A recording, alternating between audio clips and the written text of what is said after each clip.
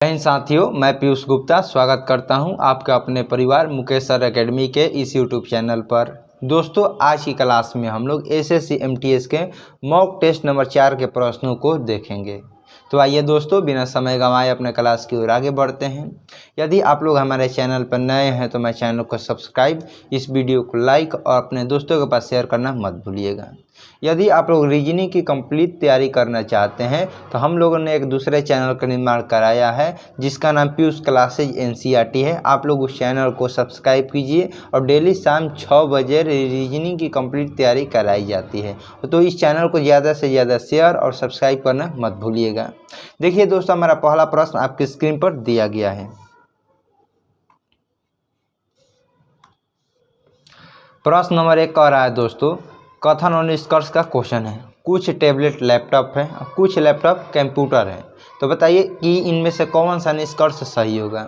तो जब भी आपको ऐसा प्रश्न मिलता है तो आप लोग या तो 100-50 पे बनाइएगा तो जल्दी बन जाएगा, या आप लोग सर्कल वाले नियम पर बनाइएगा तो थोड़ा टाइम लग सकता है। तो चलिए हम सर्कल वाले पे थोड़ा बनाने का प्रयास करते हैं। ये कह रहा है कुछ लैपटॉप,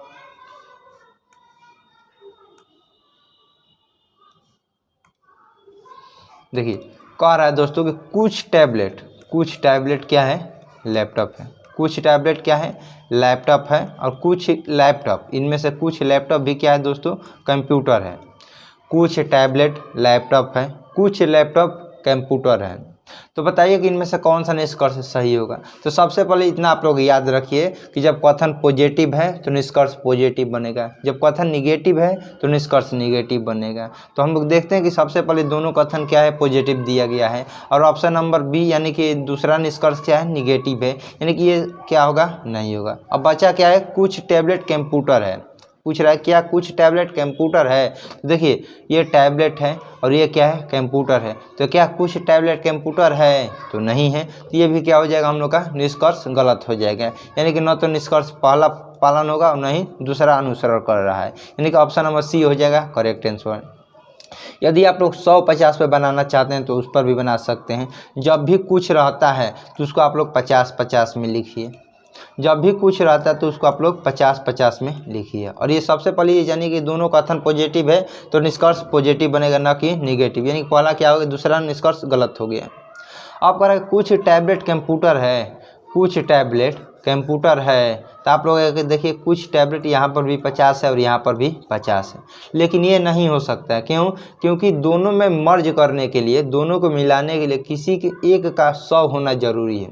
दोनों को मिलाने के लिए कम से कम एक का लिए, जैसे लैपटॉप दोनों एक जैसा है तो इनमें से कम एक का 100 होना जरूरी है, तभी मर्ज होगा, यानी कि ये भी निष्कर्ष गलत हो जाएगा। तो यानी हम लोग का ऑप्शन नंबर सी हो जाएगा करेक्ट आंसर। आगे बढ़ते हैं अपने अगले प्रश्न पर। देखिए उस विकल्प का चयन कीजिए जो तीसरे अक्षर समूह से उसी प्रकार संबंधित है जैसे जो कि दूसरा अक्षर पहले समूह से संबंध रखता है। ये प्रश्न आपसे एसएससी एमटीएस 6/10/2021 के एग्जाम में पूछे गए हैं। तो वीडियो को रोकिए और अपने से बनाने का प्रयास कीजिए। कॉन्सेप्ट को देखिए दोस्तों, लिखा गया CONCEPT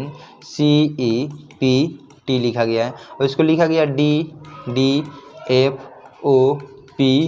DDFOPQU लिखा गया। तो सी का स्थान होता है 3, O15, N14, C3, E5, P16, T20, D4, F6, O15, P16, Q17, U21, यानी कि इसका आप लोगों को अल्फ़ाबेटिकल स्थान जल्दी जल्दी स्पीड में लिख देना है।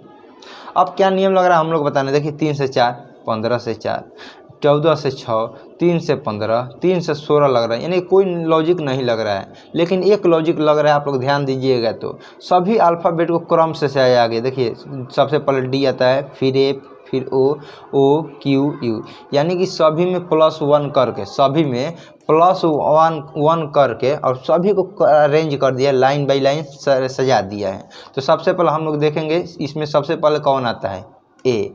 तो एक जोड़ेंगे तो क्या हो गया, बी।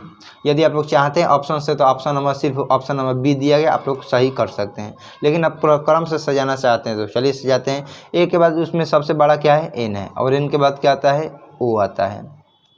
ओ एन के बाद फिर क्या है, ओ है तो ओ के बाद हो जाएगा पी, आर डबल है तो डबल एस हो जाएगा, एस है तो एस का टी हो जाएगा, डब्ल्यू है तो एक्स हो जाएगा। देखिए B O P S S, इतना भारी भारी एमटीएस में क्वेश्चन नहीं है, तो थोड़ा आप लोगों को लॉजिक लगाना होता है, उसके बाद सब आराम से बन जाएगा। देखिए अगला प्रश्न आपकी स्क्रीन पर दिया गया है, प्रश्नवाचक चिन्ह की जगह पर क्या आएगा आप लोगों को बताना है। ये भी प्रश्न एसएससी एमटीएस में पूछे जा चुके हैं, और ये ऐसे सभी प्रश्न हैं जो कि आपसे एसएससी एमटीएस में बार बार पूछे गए हैं, ये पूछे जाने की संभावना रखते हैं।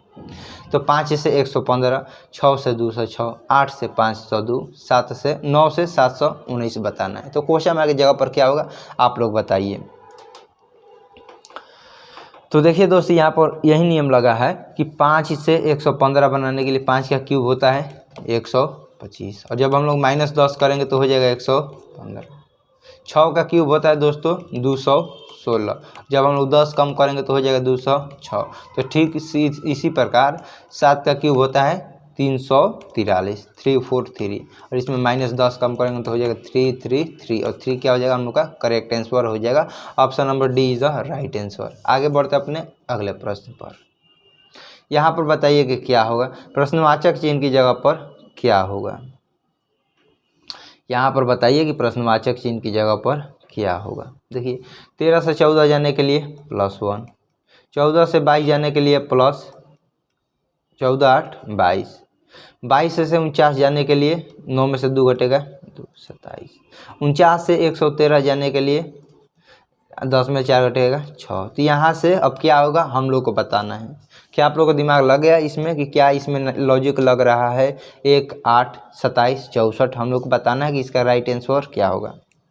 देखिए यहाँ पर 1 का क्यूब है, यहाँ पर 2 का क्यूब, यहाँ पर 3 का क्यूब, यहाँ पर 4 का क्यूब, तो यहाँ पर क्या होगा दोस्तों 5 का क्यूब। तो 113 में हम लोग 125 जोड़ेंगे तो कितना हो जाएगा 5 3 8 और 1 1 2, 238 क्या हो जाएगा हम लोग का correct answer. Option number C is the right answer. आगे बढ़ते हैं अगला प्रश्न। किसी घड़ी में 2:20 हो रहे हैं तो दोनों सुइयों के बीच कितने डिग्री का कोण बनेगा। तो कोण निकालने का फॉर्मूला है दोस्तों कि 60h - 11m/2। 60h यानी h मतलब आवर, m मतलब मिनट, और 2 का हो जाएगा भाग देंगे। तो h क्या है दोस्तों 2 घंटा माइनस 11 मिनट बटा में 2, तो 60 दूनी 120 माइनस 11 दूनी 22 बटे में 2। 220 में से 120 घटाएंगे तो हो जाएगा दोस्तों 100 बटे में 2। हम लोग को माइनस से कोई मतलब नहीं है, माइनस रहे या ना रहे हम लोग को कोई मतलब नहीं है। तो 2 में 100 से भाग देंगे तो 50, और 50 डिग्री हो जाएगा हम लोग का correct answer. Option number B हो जाएगा राइट आंसर। ठीक, आगे बढ़ते हैं अगले प्रश्न पर। इसमें बताइए कि त्रिभुजों की संख्या कितना है। इसका राइट आंसर क्या होगा, इसमें त्रिभुजों की संख्या कितना है। तो देखिए ऐसा प्रश्न बनाने के लिए थोड़ा सा इसका हम लोग बेसिक समझ लेते हैं कि इसको कैसे बनाएंगे। तो जब भी आपको ऐसा प्रश्न मिलता है, जब भी आपको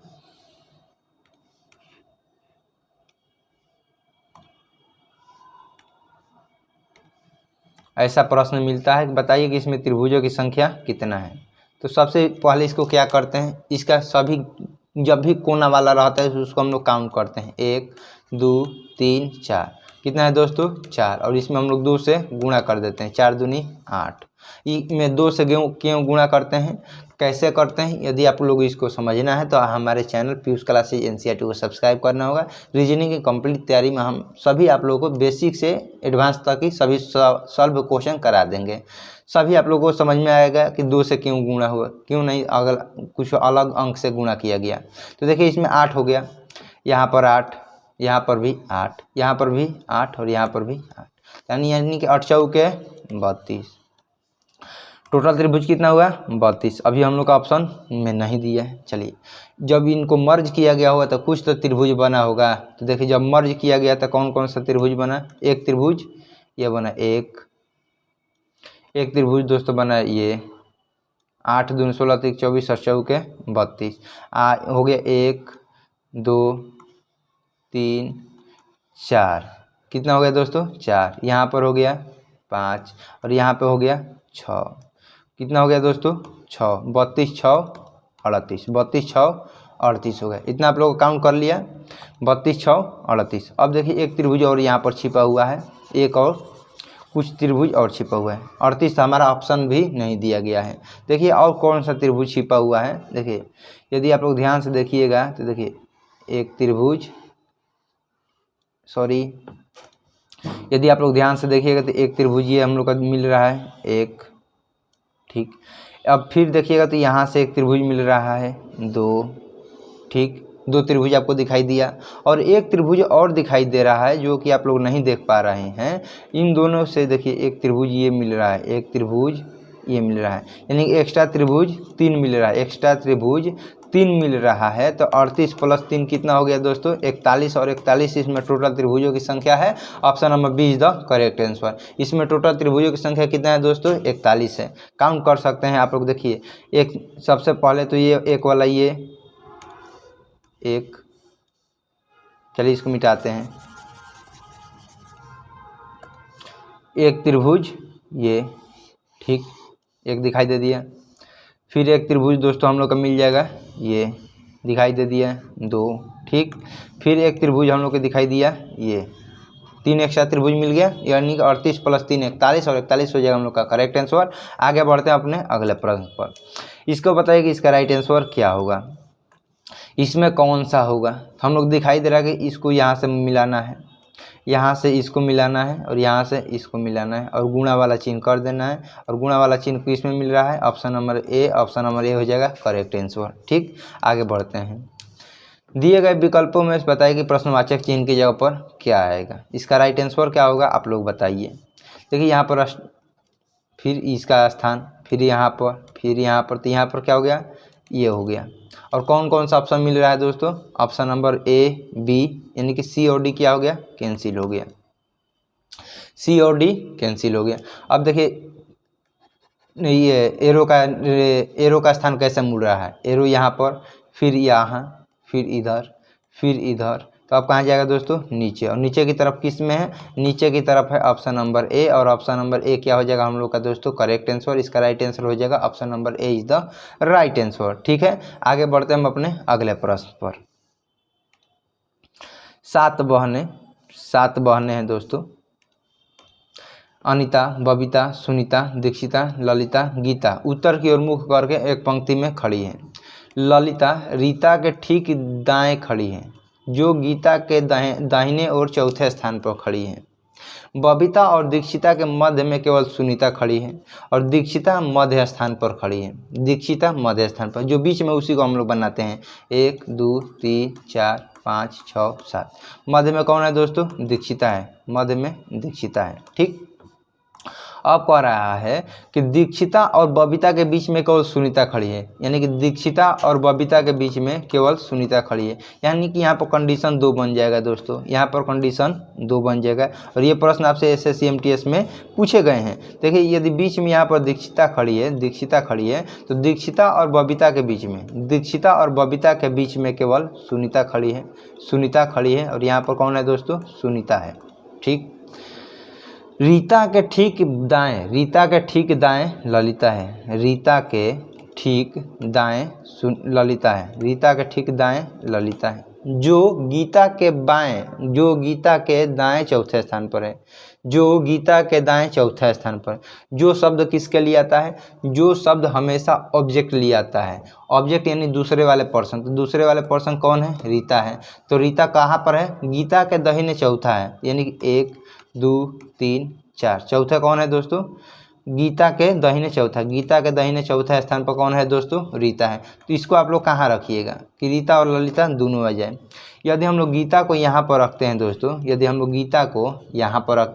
तो गीता के दाहिने चौथा 1 2 3 4, चौथा कौन हो जाएगा दोस्तों रीता। यदि हम लोग गीता को यहाँ पर रखते हैं दोस्तों, तो दाहिने स्थान पर 1 2 3 4 सुनीता होगी। यदि हम लोग गीता को यहाँ पर रखते हैं तो यहाँ पर रीता हो जाएगी, लेकिन अब दाहिने ललिता नहीं बैठ सकेगी, यानी कि अब दाहिने बैठाना है दोस्तों ललिता को। तो बची हुई कौन है दोस्तों, तो बची हुई है अनीता, और अनीता को हम लोग यहाँ पर बैठा देंगे। तो क्वेश्चन कह रहा है कि सबसे दाहिने स्थान पर कौन बैठी है,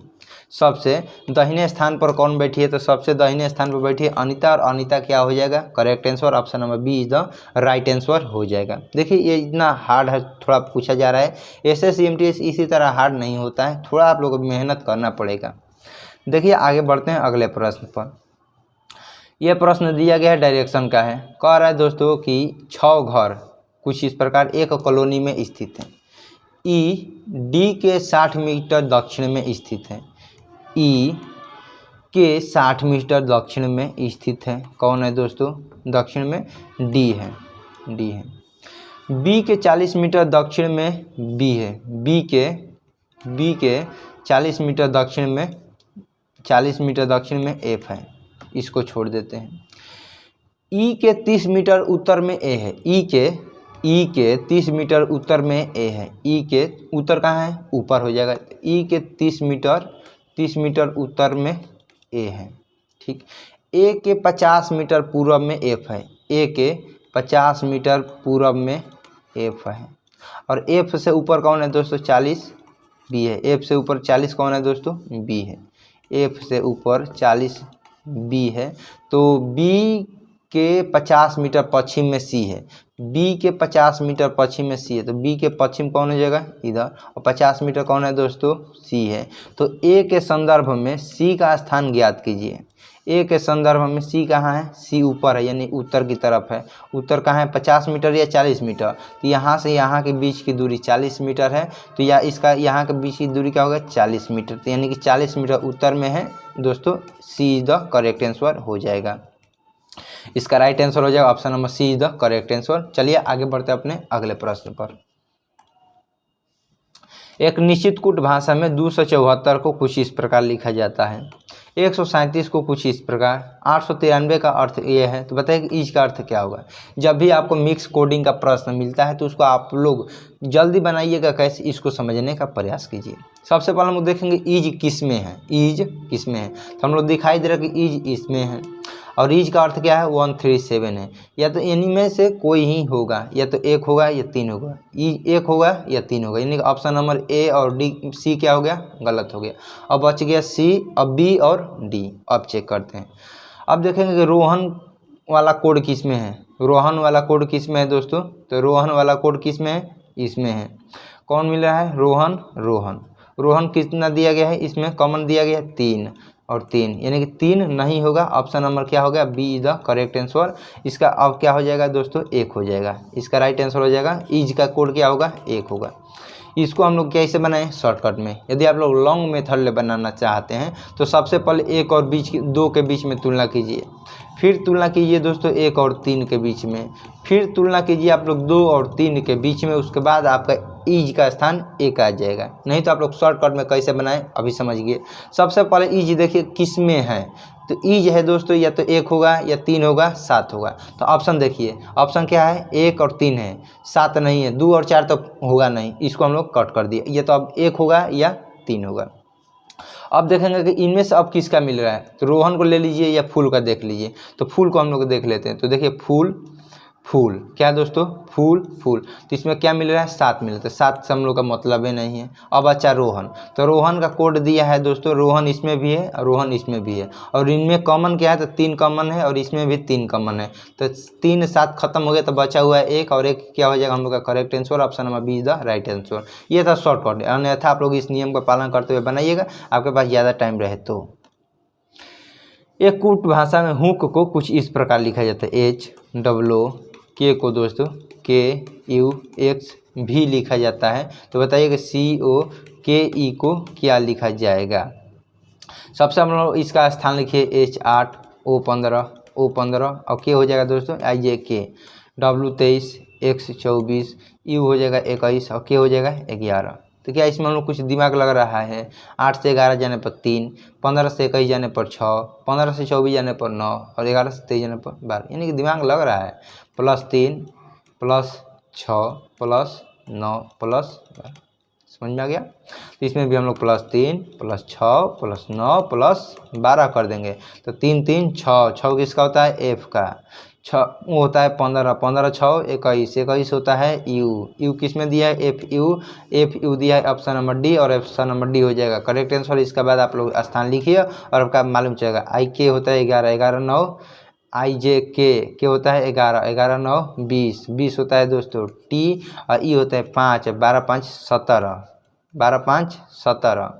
यानी कि ओ होता है 15, इसमें 6, 15 6 21, FUTQ होगा दोस्तों, यहाँ पर यू होगा, यानी कि ऑप्शन नंबर बी क्या हो जाएगा, सही हो जाएगा। ये थोड़ा ऑप्शन टाइपिंग मिस्टेक हो गया है, ठीक है। आगे बढ़ते हैं अगले प्रश्न पर। दिए गए 4 विकल्प में से 3 कोई ना किसी तरह समान है, जबकि एक क्या है, इनसे अलग है। तो बताइए कि इनमें से कौन सा ऑप्शन होगा जो कि इन सभी से क्या है, अलग है। इसको रोकिए और अपने सबसे पहले दिमाग में सोचिए, ये प्रश्न आपसे SSC MTS में पूछे जा चुके हैं। बताइए इसका राइट आंसर क्या होगा।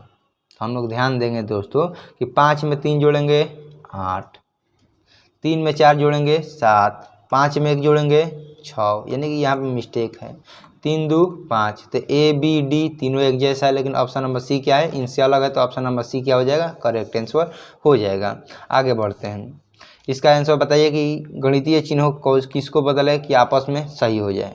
तो सबसे पहले भाग वाले को चेक करना है। जब भी जहाँ भी ऐसा क्वेश्चन मिलता है तो सबसे पहले भाग वाले को चेक कीजिए। यदि भाग वाला पर नहीं आता है तब आप लोग ऑप्शन से बनाने का प्रयास कीजिएगा लाइन बाई लाइन।